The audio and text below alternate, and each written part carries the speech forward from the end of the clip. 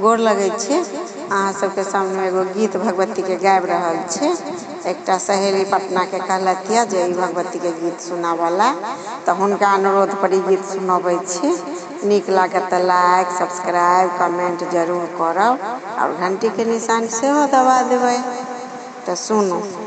मंदिर में दुर्गा भवानी दर्शन दियो महारानी। मंदिर में दुर्गा भवानी दर्शन दियो महारानी।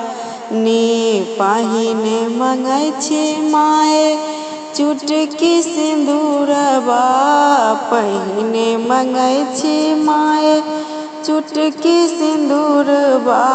स्वामी के दियो जिंदगानी दर्शन दियो महारानी। मंदिर में दुर्गा भवानी दर्शन दिया महारानी।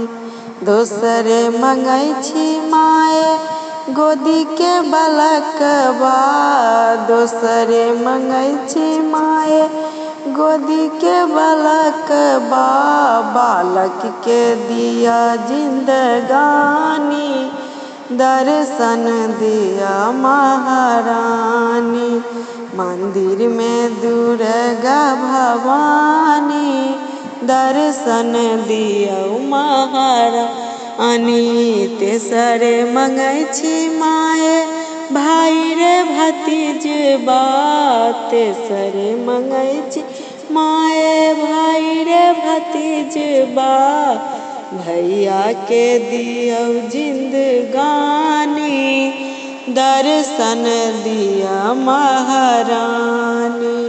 मंदिर में दुर्गा भवानी दर्शन दियो महारानी।